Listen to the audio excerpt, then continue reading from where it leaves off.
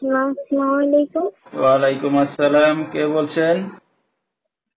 আমি সাথী বলতেছি ভাইয়া। সাথী, কেমন আছেন আপনি? ভালো আছেন সাথী?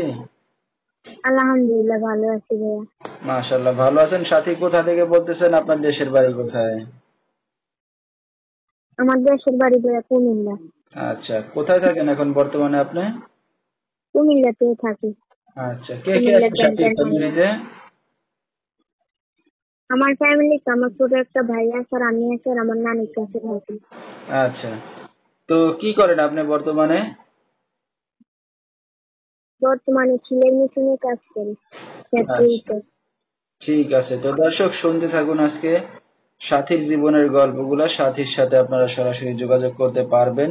ফুল ভিডিওটি দেখলে মোবাইল নাম্বার পেয়ে যাবেন, সরাসরি যোগাযোগ করতে পারবেন সাথীর সাথে। তো সাথী, আপনার দুইটা ভাই বোন বললেন নানির কাছে থাকেন, তো আপনার বাবা মা কোথায়?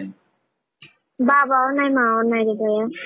বাবা আচ্ছা বিয়ে করে চলে গেছে, আম্মু আমগো দুইজনকে ফালাইতে চলে গেছে।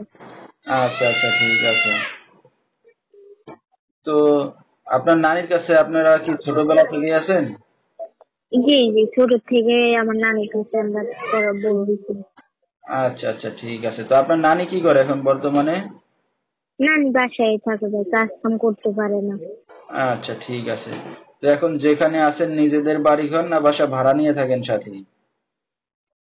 আমরা নিজেদের বাড়ি ঘরে আচ্ছা, নানির জায়গা ছিল, ওইখানেই থাকি কোন রকম।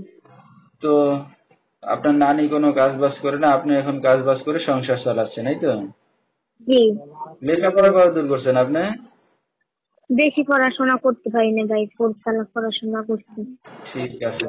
তো সাথে আপনার বিয়ে শাদী হয়েছে কিনা? জি না ভাই, এখনো বিয়ে শাদী হয়নি। বিয়ে শাদীর জন্য আসলে যৌতুক চাইতে নানি খামারি করতে পারে না, আমরা খাইতে পারি না, যৌতুক দিন চলে যায়। আচ্ছা আচ্ছা, ঠিক আছে।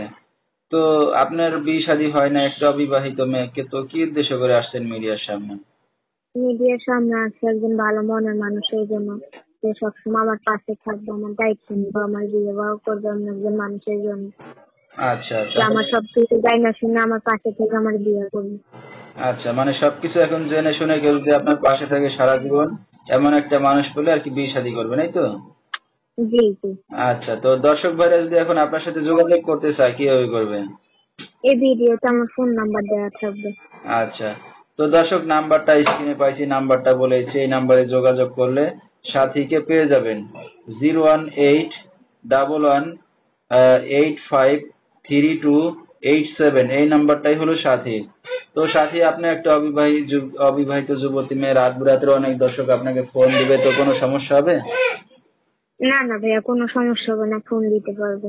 আর সবাইরে মা বোন আছে ঘরের ভিতরে, যে আমার পাশে থাকবে, আমার বিয়ে করবো, সেই মানুষটাই আমার ফোন দেয়।